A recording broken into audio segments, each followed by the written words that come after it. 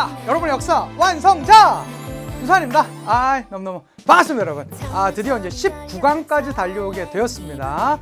기쁜 마음으로 저와 함께 이 자리까지 나오게 되었고요. 여러분들도 아마 분명히 기쁘게 같이 보시리라 저도 믿습니다.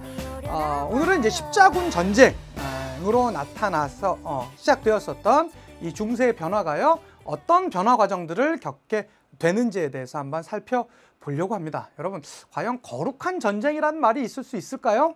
아마 그 당시 서유럽의 사람들은 그렇게 믿고 전쟁에 나갔었다라고 합니다. 과연 그렇게 시작되었었던 그 전쟁, 어떠한 결과물들을 가져오는지 저와 함께 같이 살펴보시면 좋겠습니다. 하나씩 한번 살펴보도록 하겠습니다. 자, 제일 먼저 보셔야 될 거, 자군자군, 십자군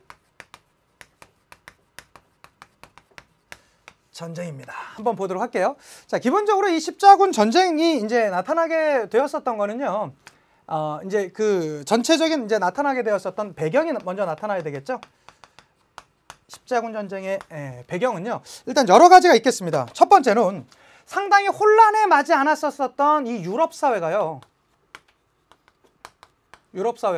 상당히 안정을 구가하게 되었습니다. 유럽 사회의 안정, 사람들한테 과연 이 안정이라는 것은 어떤 변화를 가져오게 되었었는지 한번 이제 조금 이따 한번 살펴보시고요. 뿐만 아니라 당시에는 이 농업 생산력이 시간이 지나면서 상당히 많아지게 되었었습니다. 자, 농업 생산력이 많아지다 보니까 인구가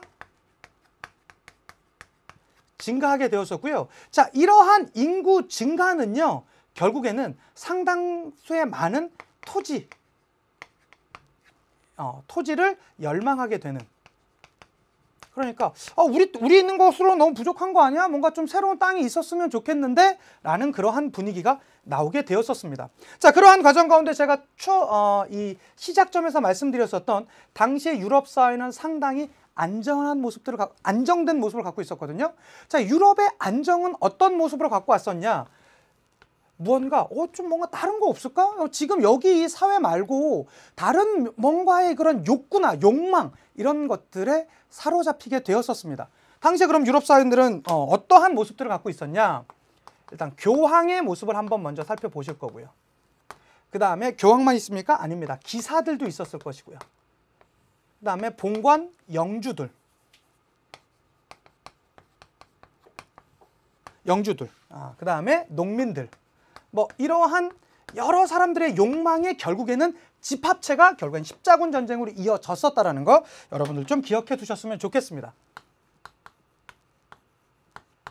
바로 이들의 이 욕망은 안정된 사회를 추구했었던 이들의 교황, 기사들, 영주, 농민들의 그러한 욕망이 어떤 식으로 나타났었냐? 첫 번째 보시는 건 이런 게 있을 거예요. 일단은 교황은요, 어떤 그 흐름이 있었냐? 일단 동서교회가 분열되지 않았었습니까? 예, 동서교회를요 통합하고자 하는 욕구가 있었습니다. 동서교회를 통합하고자 하는 욕구가 있었고, 당시에 이쯤에서 이슬람 세력에게 예루살렘, 성지를 빼앗기게 되거든요. 그래서 성지가 회복되었으면 좋겠다, 이러한 욕구도 역시 같이 가지고 있었습니다.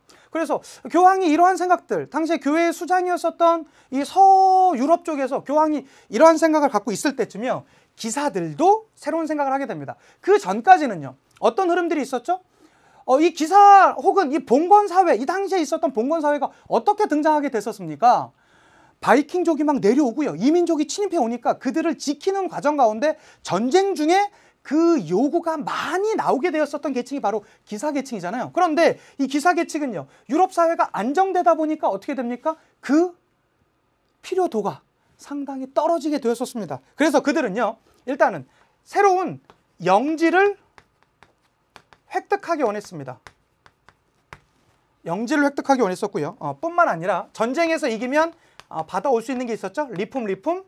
맞습니다. 이 전리품에 대해서 욕망도 가지고 있었다라는 거. 뿐만 아니라 이 영주 계층이랑 기사 계층은 거의 이제 그 갇힌 계층이 되겠고요. 여기에서 이 영주라는 모습보다, 영주가 거의 기사죠, 상인에 대한 욕구가 더 많았을 것입니다. 상인들은요. 자, 이들은 동방무역에 대해서 이 당시에 사람들은 이 동방무역 사람들과 이 무역을 하면서 상당히 많은 적자를 보고 있었거든요. 그래서 이 동방무역을 독점하고 싶은 그러한 욕구를 가지고 있었습니다. 그랬고 농민들도 역시 전쟁에 나름 좀 원하는 모습들이 있었습니다. 왜 그러냐면 신분에 대해서, 특히 농민층의 다수였었던 농노들은 신분에 대한 자유가 없지 않았었습니까? 그래서 이 신분 자유를 원하는, 자, 이러한 욕망 가운데 있었던 게 당시의 유럽 사회다라고 할 수 있겠죠. 자, 이러한 사회에 이 불을 끼얹는 과정이 있었습니다. 바로 그 과정으로 한번 가보도록 할게요. 자, 어떤 과정들이 있었냐? 자, 이때쯤 비잔틴 제국의 황제가요. 비잔틴 제국의 황제가 구원을 요청합니다. 좀 도와주세요 라고 하는 이 구원을 요청하게 되었습니다. 자, 여러분들도 아시다시피 비잔틴 제국이란 뭐죠? 동로마 아니겠습니까? 그 동로마가요, 결국엔 이슬람의 침입을 받게 되면서 좀 서유럽, 당신 좀 안정됐다며, 상당히 많은 그런 이제 좀 안정된 그런 힘들도 있고 그러니까 우리 좀 도와주세요 라고 하게 되는 구원을 요청해 오게 되었습니다. 요청이 있었고요. 이러한 요청을 당시에 교황이었었던 누구가요?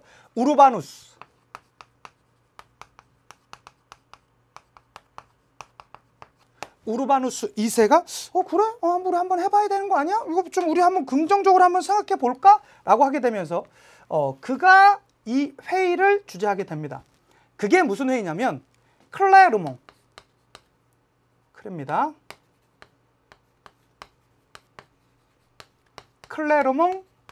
공의회를 이제 개최하도록 했었고요. 이 클레르몽 공의회에서 결국에는 무엇을 결정하게 되었을까요? 맞습니다. 십자군을, 맞아!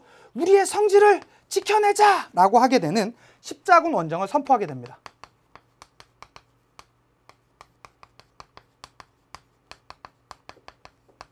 십자군 원정을 선포해요. 여러분 조금 이따 제가 이제 강의 때 말씀드리겠지만 요 뭐 공의회라든가 화의라든가 이런 게 되게 많아요. 제가 유치한 암기법을 좀 준비해 왔거든요. 다시 말씀드리지만 유치하다고 너무 욕하지 마시고 좋으면 사용하시고 아니면 그냥 안 쓰시면 됩니다. 예. 어쨌든 조금 이따가 요거 이제 설명 들어가도록 할게요. 자, 그래서 이 클레르몽 공의회의 결정에서요. 약 200년 동안 총 7차례의 전쟁이 감행이 됐습니다. 선생님 이거 1차부터 7차까지 다 외워야 되나요? 아니요, 그럴 필요 없습니다. 거기까지는 뭐 시험 문제 나올지도 않을 거고요. 무의미합니다. 그런데 우리가 하나 봐줘야 될 몇몇 원정들이 있었습니다. 자, 첫 번째 봐줘야 될 거 1차 십자군입니다. 1차 한번 보도록 할게요. 자, 이 1차 십자군 때는요, 이들이 본인의 목적에 맞게 무엇을 회복합니까? 성질을요. 회복하게 되었었습니다. 성질을 회복해요. 실제로 이 성질을 회복해서 어떤 모습들이 있었냐면 성질 회복하고, 야 이슬람 너네 이제 여기 다시 나오지 마. 우리 여기다가 왕국 세울 거야 라고 하고 왕국을 하나 세웁니다. 그 왕국이 어떤 왕국이냐면 예루살렘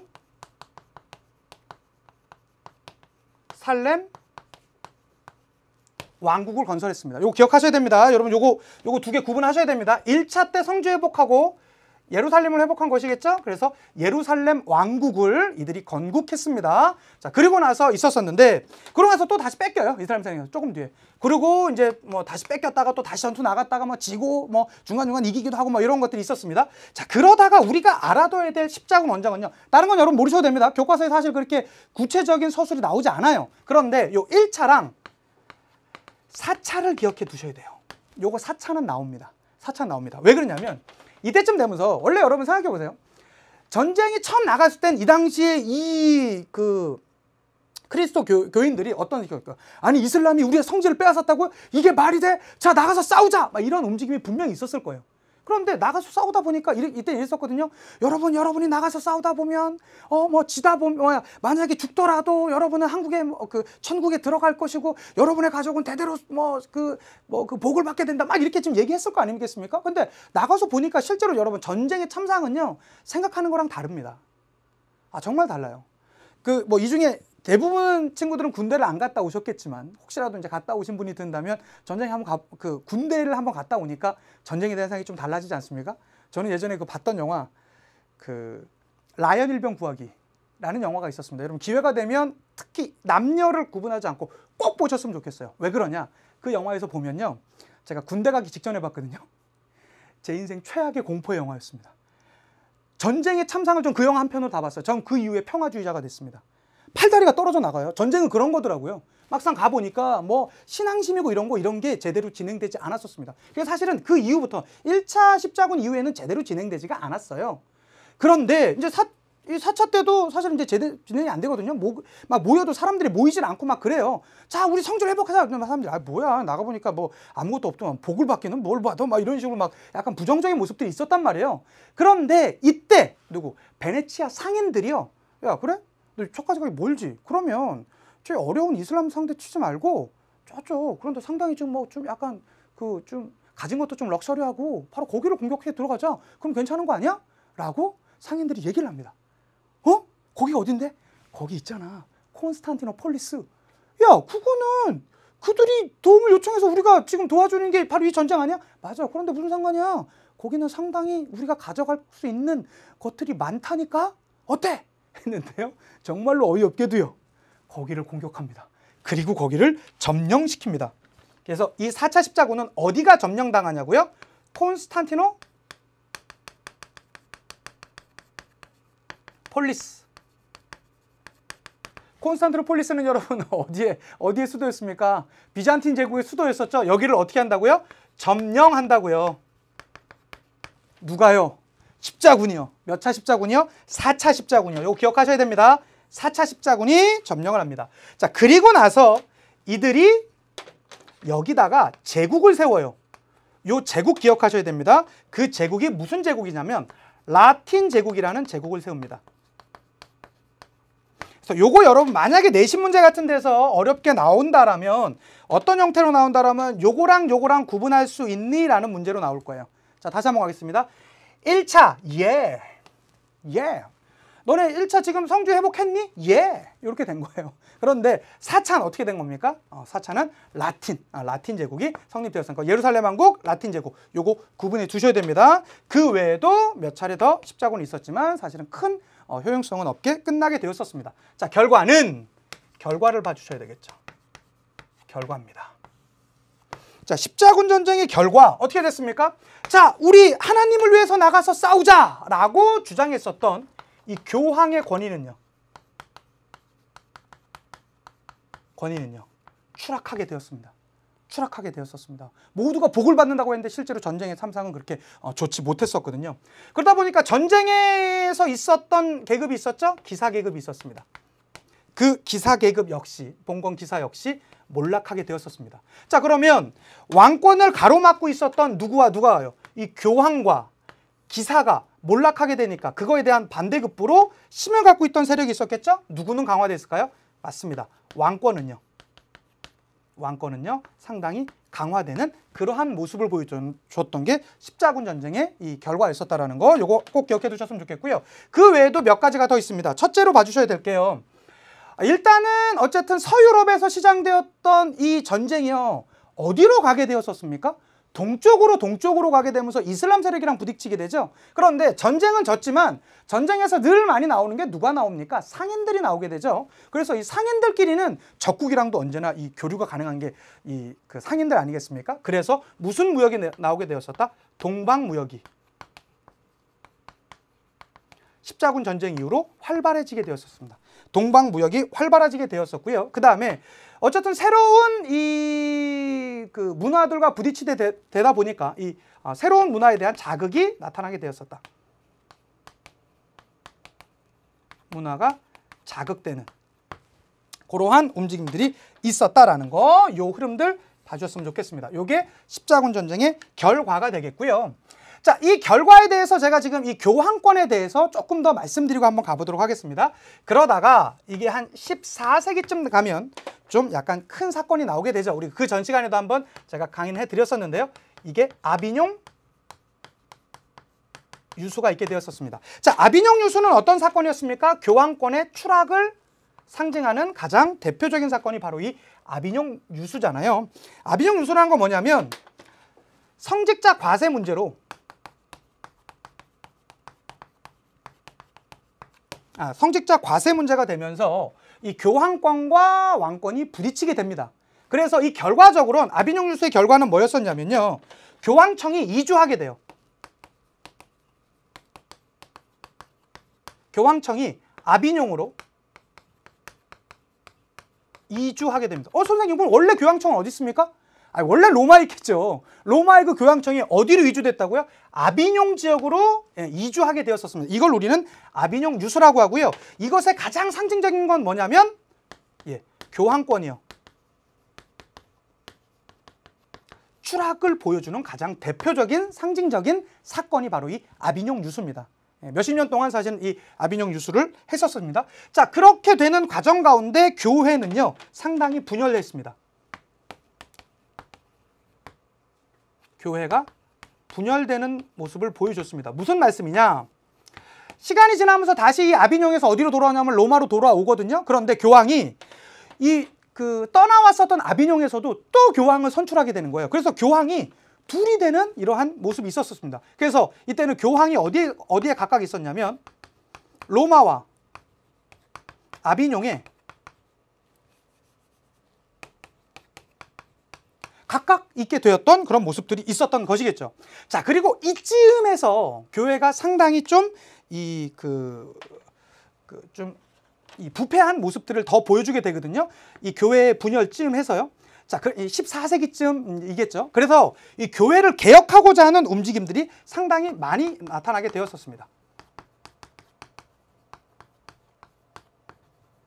교회 개혁 운동이라고 할 수 있었겠죠. 다시 성경으로 돌아가자, 성소로 돌아가자라고 했던 움직임이 있었습니다. 대표적으로 이때 누가 있었냐면 위클리프, 영국의 위클리프와 그 다음에 보헤미아의 후스, 같은 사람이. 사실 이 위클리프는 14세기 사람이고요. 후스는 15세기에 활동했었던 주된 인물이었습니다. 자, 그런데 어쨌든 이들이요, 지금의 이 교회는 너무나 잘못되어 있으니까 교회를 개혁해야 됩니다 라고 하면서 성서 중심을 주장하면서 위클리프와 후스 같은 사람들이 교회 개혁을 주장하게 되었었습니다. 자, 그런데 이러한 이 교회 개혁 운동과 교회의 분열 상태를 종식시켰던 하나의 회의가 있었습니다. 우리는 그 회의를 뭐라고 하냐면 콘스탄츠 공의회라고 합니다. 뭐라고 한다고요? 콘스탄츠 공의회라고 한다라는 거. 자, 콘스탄츠 공의회의 결과는 어떤 결과들이 있었냐? 첫 번째, 이 중에서 어디를 정통을 인정한 겁니까? 여기에 있는 요 로마를 인정한 겁니다. 뭐라고요? 로마에 있는 교황을 정통으로 인정했었고요. 뿐만 아니라 이때 이미 콘스탄츠 공의회가 맺어질 때쯤 이 위클리프는 이미 죽고 없었거든요. 위클리프를 무엇으로 결정하고요? 이단으로. 그 다음에 살아있던 후스는요. 후스는 화형으로 이제 결정했었던 게 바로 이 콘스탄츠 공의회가 되겠습니다. 자, 그런데 여러분, 이 공의회가 두 개 나오니까 좀 헷갈리시죠? 요거 제가 유치하지만 약간의 암기법 준비했거든요. 뭐가 있냐? 여기 클라르몽 공의회가 있고 콘스탄츠 공의회가 있죠. 자, 클라르몽은 어떻게 결정되냐면, 여러분, 이건 이 십자군 전쟁의 원정을 선포한 거 아닙니까? 이건 충분히 서유럽 입장입니다. 서유럽 입장에선 이슬람이 지금 예루살렘을 정복하고 막 점점 이렇게 들어오고 있는 상황이었었잖아요. 그러니까 우리가 한마디 해주면 됩니다. 야, 이슬람, 그러니까 지금 서유럽 입장에서요, 그만 좀 클래? 우리 이제 전쟁 시작한다 라고. 이거 괜찮지 않아요? 이거 제가 어제 밤새 준비했던 건데. 뭐라고요? 한마디 해주면 돼요. 이거 평생 안 하실 수 있어요. 저처럼 해야 됩니다. 야, 그만 좀 클래? 이러면 안 돼요. 야, 이슬람, 그만 좀 클래? 나간다? 입장문 연재 선포. 별론가? 클라르모. 그 다음에 있었고요. 그 다음에 콘스탄츠 공의회인데요. 여기서 보시면 두 번째 글자에 한번 집중해 보면 어떨까요? 여러분, 한번 보세요. 콘스죠. 위클, 후스, 클스, 탄트 공의회 없죠? 클이랑 좀 비슷하잖아. 후스. 그래서 콘스탄츠 공의회, 클스탄츠 공의회.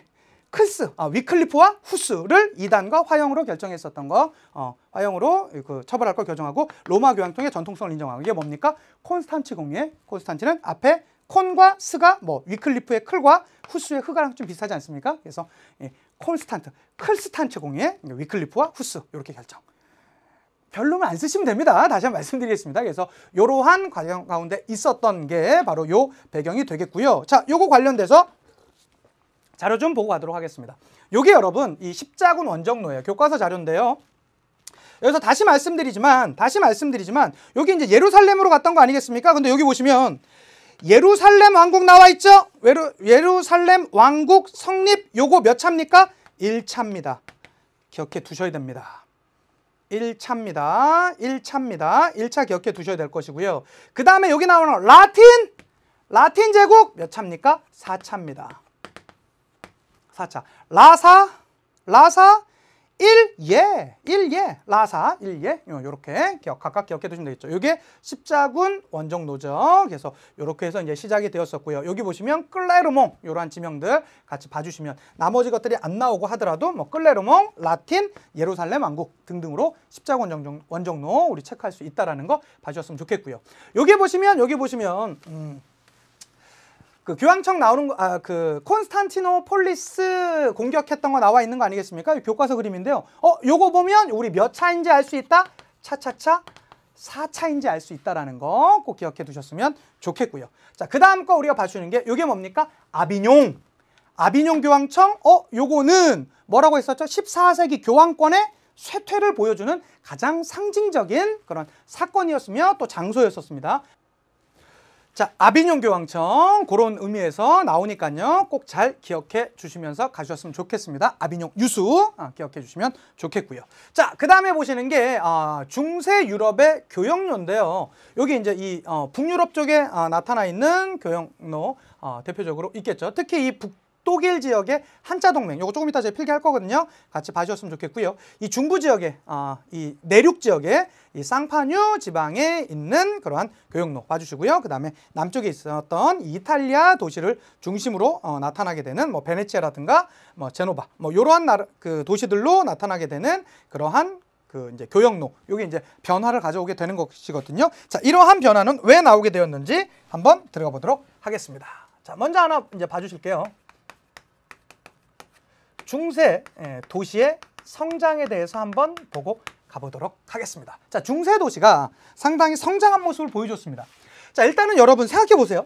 도시라는 것이 등장하려면 일단은 어떠한 조건들이 따라가 줘야 될까요? 여러 조건들이 있겠지만 일단은 요게 필요할 겁니다. 농업이요. 농업의 생산력이 높아져야만 합니다. 자, 농업의 생산력이 높아지게 되면 무엇이 성장하게 되죠? 자신들이 과거에는 겨우 먹는 거 정도만 생산하는 게 다였었는데 이제는 점점 이제는 생산력이 많아지다 보니까 이제는 어떻게 됩니까? 먹고 나서 남아있는 생산력이 나타나게 됩니다. 우린 이걸 뭐라고 합니까? 잉여라고 합니다. 자, 잉여가 처음에 조금 있을 때는, 잉여 생산물이 조금 있을 때는 그냥 두고 그냥 다음을 대비하자라고 했겠지만 잉여 생산물이 점점 쌓이게 되다 보면 그것을 어떻게 할까요?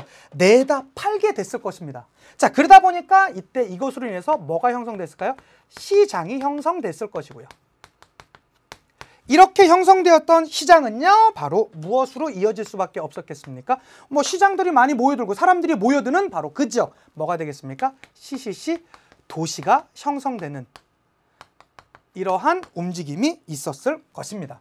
자, 이렇게 형성되었었던 이 도시들은요, 주로 이 상업도시 중심으로 사람들이 오가는 약간 경제적 용어로 이제 말씀드리자면 이제 접근성이 좋고 사람들이 이 오가는 유동인구가 많은 그런 지역에 주로 이 도시들이 형성되지 않았겠습니까? 자, 그래서 그들은요, 시간이 더 지나면서 이제는 도시뿐만 아니라 사람들은요, 저기 먼 지역에 내가 지금 필요한 건 요 지역, 여기 있는 이 도시들 말고 더 먼 지역까지 좀 무역을 했으면 좋겠는데 라는 욕구들이 등장했겠죠. 그래서 무엇이 나타나게 되냐면 원거리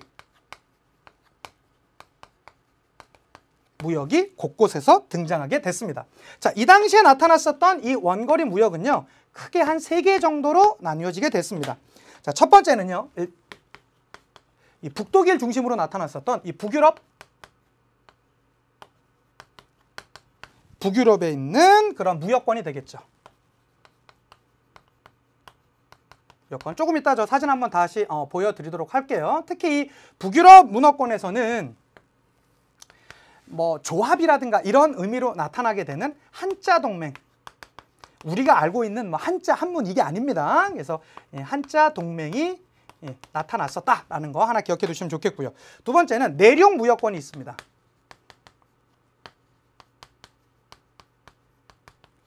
무역권이 있었고요. 내륙 무역권뿐만 아니라 이탈리아를 대표로 하게 되는 지중해 무역권.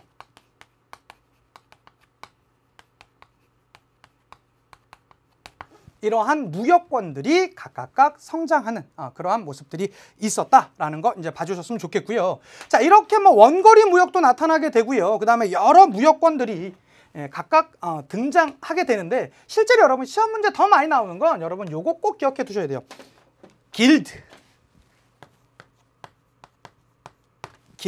요거 시험 문제 나옵니다. 뭐 나온다라고 제가 확답은 못 드리겠지만 나올 가능성이 몹시 농후한 게 바로 이놈의 길드가 되겠습니다. 길드 꼭 맞춰주셨으면 좋겠는데요. 이 길드들이 형성됐었어요. 이 길드라는 건 뭐냐면 뭐 상인 길드도 있고요. 수공업자 길드 같은 것들도 있는데 자신들의 공동의 이익을 추구하기 위해서 자신들만의 나름의 다른 사람들은 들어오지 못하게 하고 자신들의 이익을 극대화시키기 위한 그런 조직을 만들었던 게 바로 이 길드가 되겠습니다. 자, 이거의 목적은 뭐라고요?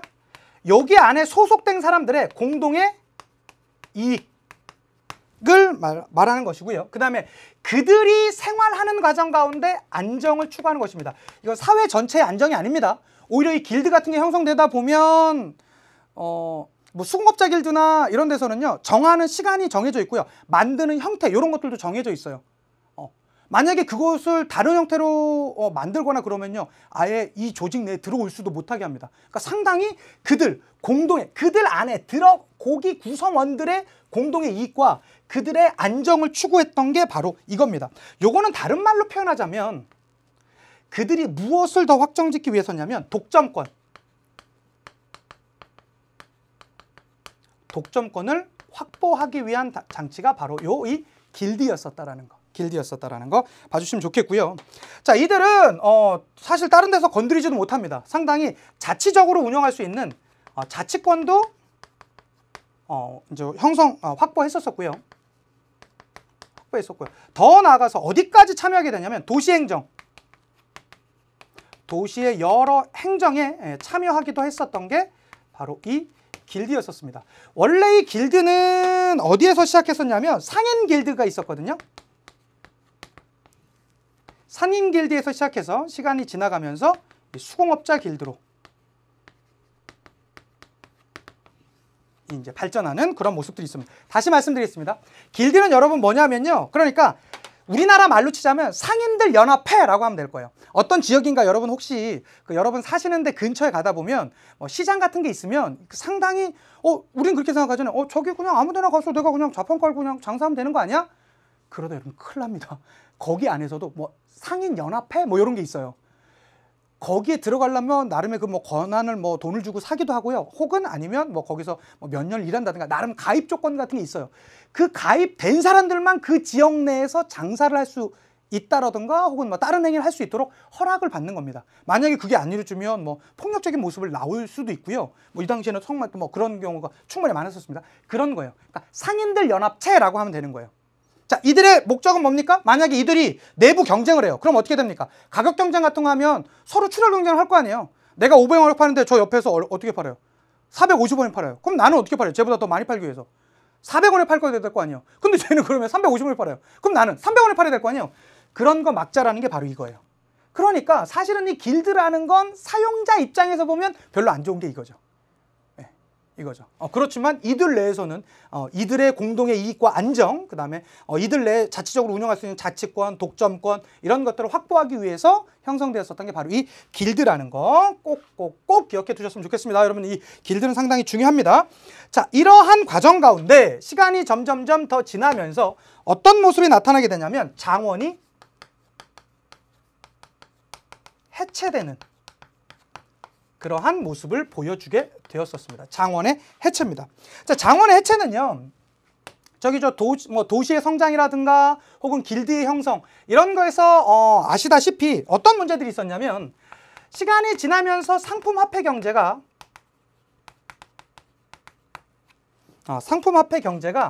점점점 발전하는 그런 모습을 보여주게 되었었습니다.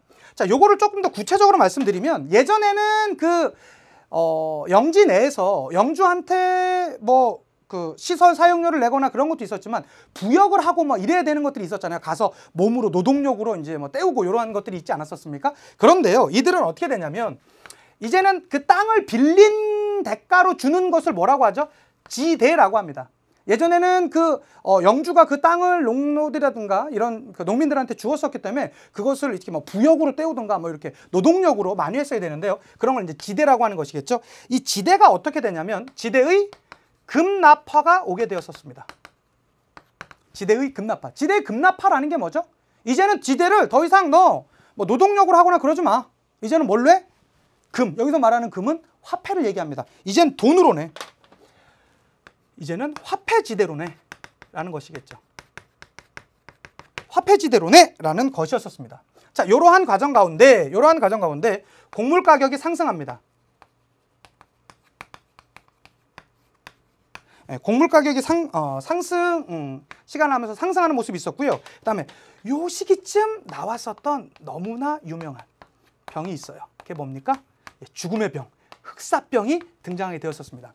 흑사병이 그냥 전 유럽을 강타하게 되면서 전 유럽 인구의 몇 분의 몇이요? 거의 약 3분의 1 정도의 인구가 다 죽게 되었습니다. 그러다 보니까 이제는 노동력, 그러니까 땅은 있는데요. 흑사병 걸렸다고 땅이 줄지는 않았을 거 아니에요. 땅은 있습니다. 농지는 있습니다. 그런데요, 이제는 일할 노동력이 3분의 1로 줄어든 거예요. 그러면 이제는 뭔가 좀 이 노동력에 대한 가치가 좀 올라가지 않았을까요? 맞습니다. 노동력에 대한 가치가 올라가게 되고요. 시간이 지나게 되면서 무엇이 더 커지게 됩니까? 이 농노의 지위. 농노의 지위가 상승하게 되는. 자, 농노의 지위가 상승하다 보니까 당연히 어떤 것들이 있을까요? 그들의 처우는 개선되는 그러한 움직임들이 나타났었습니다. 여기까지가 이제 장원의 해체, 이렇게 이제 봐주시면 좋을 텐데요. 그런데 이 대부분의 지역에서는 이 처우가 개선되는 그러한 모습들이 있었었는데요. 오히려 몇몇 지역에서는요, 이러지 않는 반대되는 모습을 보여주는 경우도 있었습니다. 오히려 속박을 강화합니다. 영주는요, 속박의 강도를 높이게 됩니다. 그러면 이 농민들은 어떻게 하게 됐을까요? 당연히 그거에 대한 저항이 뒤따랐겠죠. 이때 나왔었던 저항이 대표적인 게 두 개가 있는데요. 이 영국 지역에서 나왔었던 와트 타일러의 난이 있고요.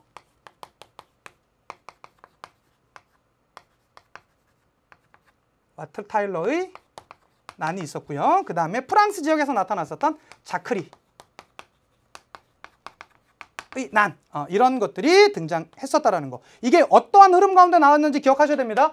자, 장원이 해체되면서 상품화폐 경제는 나타나게 됐었고요.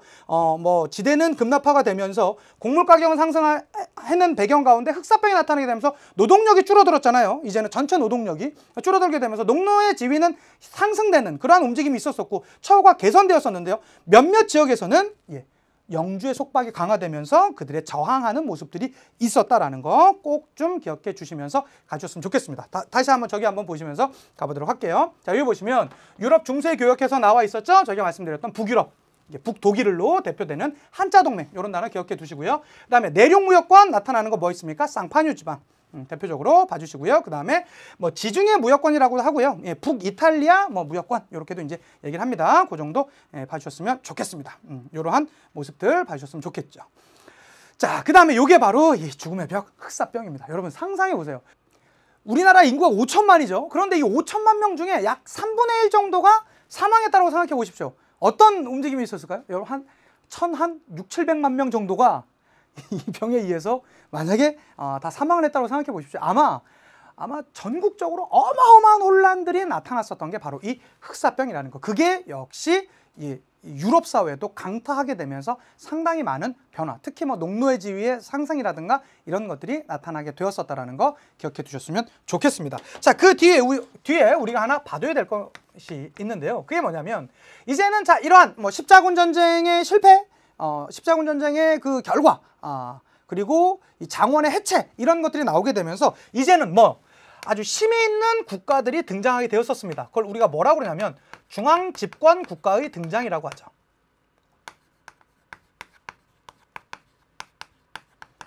이 중앙 집권 국가의 등장에 대해서 간단하게 뭐 한번 좀 살펴보도록 하겠습니다. 자, 대표적으로 영국 먼저 들어갑니다. 영국입니다. 자, 영국은요 13세기 때 참 영국 입장에서는 조금 약간 좀 약한 왕이 있었어요. 그가 누구냐면 존 왕입니다. 영국에 존 왕이 있었는데요. 이 존 왕의 실정이라는 게 있었어요. 뭐 실정이라고 해서 아주 문제 실수한 정치, 실패한 정치 뭐 이런 거 아니겠습니까? 자, 그런데 이 존 왕의 이 실정이라는 게 뭐냐면 일단 전쟁에서 자꾸 져요. 그래서 땅도 많이 뺏기고요. 그리고 왕이 그렇게 좀 힘이 강화되지는 좀 못했었습니다. 자, 그러다 보니까 귀족들에게 하나를 인정해주게 되거든요. 그게 뭐냐면 대헌장입니다. 대헌장을 승인해주게 됩니다. 이 대헌장의 승인이란 건 뭐냐면 다른 말로 귀족의 특권을 보장해주는 겁니다.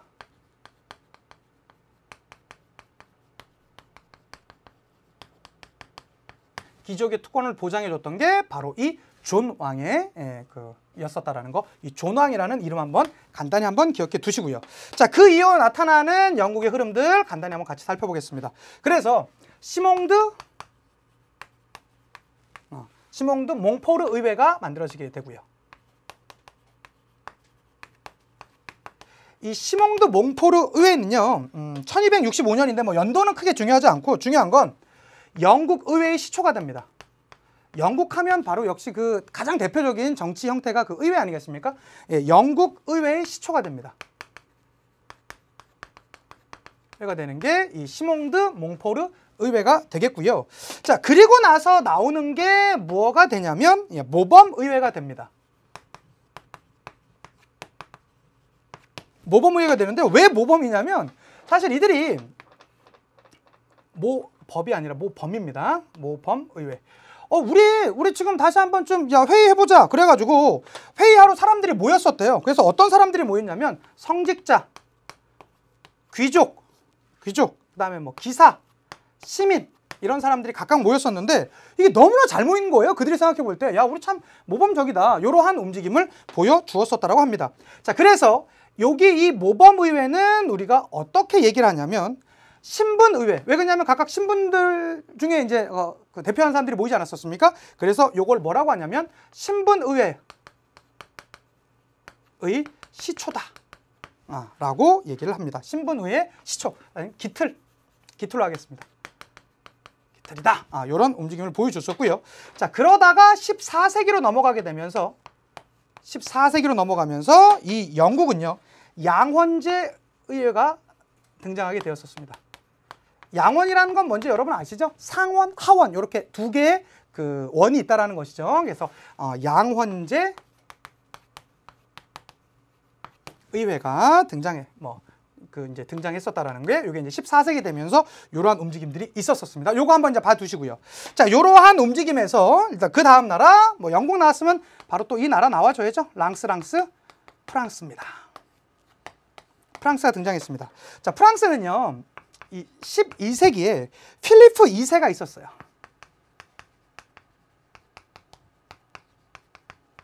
필리프 2세라는 인물이 있었었는데요. 사실은 이 당시에 프랑스 땅은요 영국 사람들이 차지하고 있었던 땅이 꽤 많았었거든요. 그것을 영국령이라고 하는데요. 이 필리프 2세는요 많은 부분의 영국령을 획득합니다. 상당히 많은 부분, 대부분의 영국령을 획득했던 게 바로 이 필리프 2세가 되겠고요. 그 이후까지는 사실은 크게 다른 흐름이 없었습니다. 그러다가 이제 역시 한 14세기경 되면서 프랑스 내에서 소집되었던 게 있었죠. 그게 그 유명한 부회부회 3부회가 소집되었었습니다.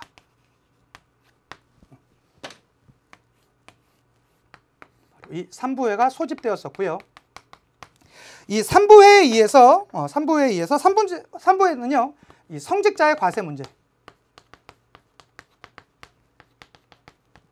성직자의 과세 문제를 가지고 이것에 대해서 이 삼부회가 소집되었었고, 결국에는 이거 역시 신분제 의회적인 성격을 보여줬습니다.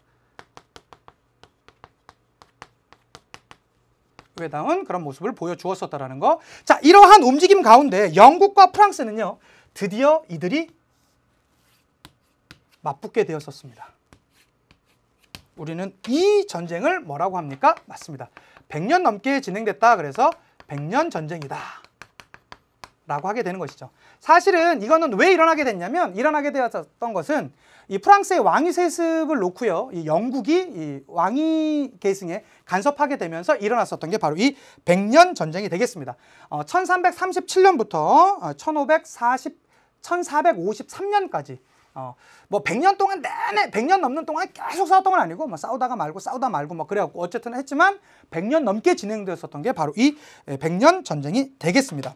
자, 문제는 이 100년 전쟁 가운데서 등장했었던 한 인물, 프랑스의 한 소녀가 등장해갖고 이 위기에 빠졌었던 프랑스를 구해내지 않습니까? 아마 들어보셨을 텐데요, 여러분. 다르크 잔다르크. 물론 이 잔다르크도 시간이 지나가게 되면서는 전쟁의 영웅이었었지만 결국에는 이제 뭐 마녀로 몰리게 되면서 안타까운 죽음을 당하는 그런 모습들도 있었습니다. 문제는 100년 전쟁의 결과, 그 이후 되면서 어떻게 되냐면요, 이 프랑스는 중앙 집권 국가로 성장하게 됩니다.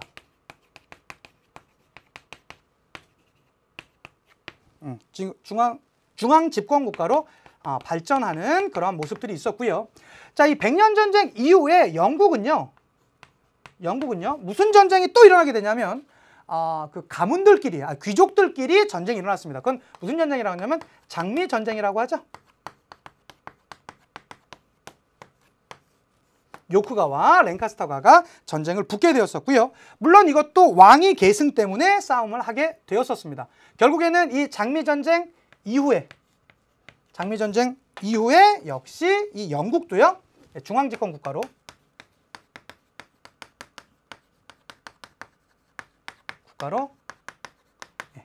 발전하는 그런 각각의 모습들이 있었다라는 거. 영국과 프랑스의 무슨 전쟁이요?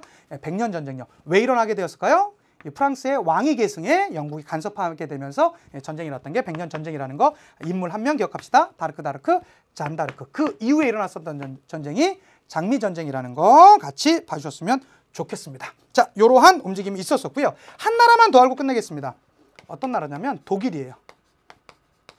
독일은 사실은 뭐 20세기 들어오게 되면서는 뭐 1, 2차 세계대전에 주범국이기도 했었고요. 그리고 뭐 사실 지금도 경제적으로도 그렇고 국제적인 영향력으로 상당히 강한 모습을 보여줬었잖아요. 그렇지만 이 당시 시대, 막 이 13세기, 4세기 요 지나갔었던 요 시대만 하더라도 그렇게 힘이 있지는 못했었습니다. 그 전까지는 신성로마 제국이라는 게 있었었지만, 신성로마 제국의 황제라는 자리가 있었지만 거의 유명무실하고 실권은 거의 없었었어요. 뭐 그렇게 이제 지내오고 있다가 13세기 가면서 더 참혹스러운, 황제 입장에선 더 참혹스러운 과정도 겪게 되었습니다. 그걸 무슨 시대라고 하냐면 대공위 시대라고 그래요. 이 대공위 시대라는 게 무슨 시대냐면요, 황제가 없는 시대입니다. 황제가 없던 시대가 이 대공위 시대였었고요. 이들이 이제 시간이 지나오면서 14세기가 되면서 황금 문서라는 게 있어요.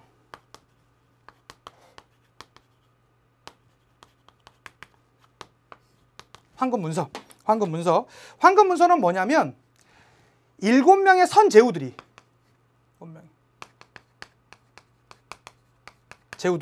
무엇을 선출한 겁니까? 황제를요.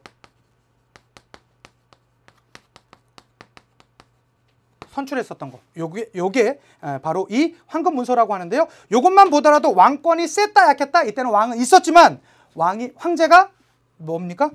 맞습니다. 선출직이에요.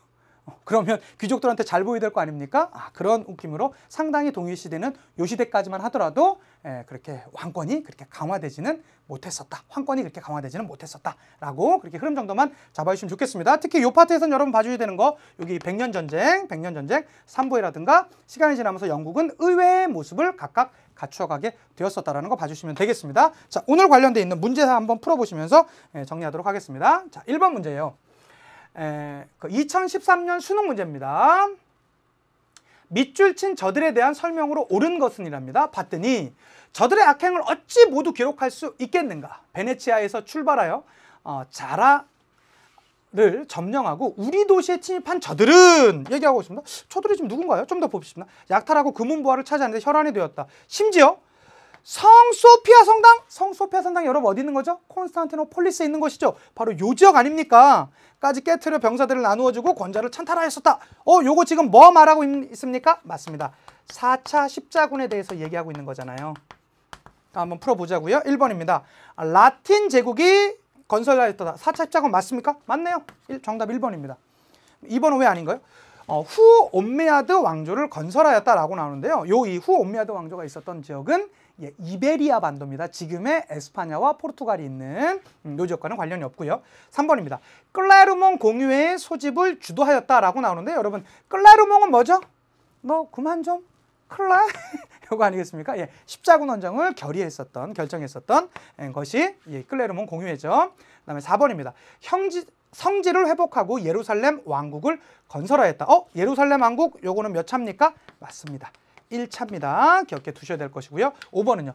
콘스탄티노플을 점령하고 이스탄불로 개칭하였다. 이스탄불로 개칭한 거는 이스탄불로 됐던 것은 뭐였을까요? 네, 맞습니다. 오스만 제국입니다. 오스만 제국 등장하는 거니까 4차 십자군과는 관련이 없겠죠. 그래서 정답은 1번이었었고요. 다음 문제 하나 더 보겠습니다.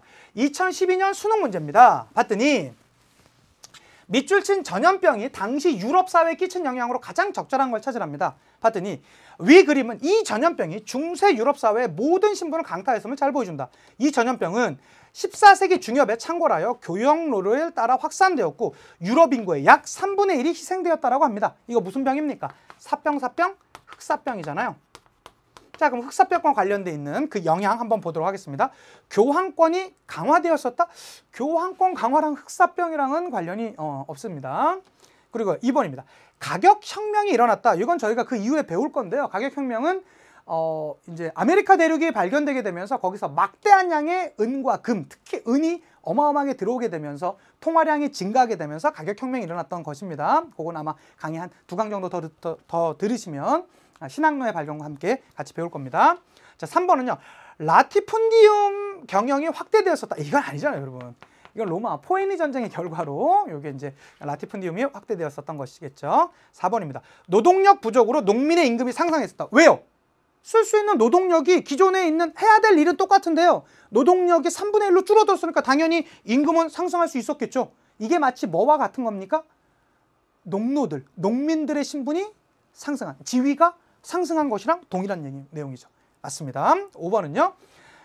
장원제를 기반으로 하는 봉건제가 성립됐다. 성립이 아니죠. 오히려 이것은 봉건제가 해체되는 데 기여했었던 게 바로 이 흑사병이 되겠습니다. 되셨죠? 너무너무 수고 많으셨습니다. 오늘도 아주 재밌게 수업 잘 하셨고요. 다음 20강에서 더 기쁜 마음으로 찾아뵙도록 하겠습니다. 인사하고 마칠게요. 역사가 완성되는 그날까지 완!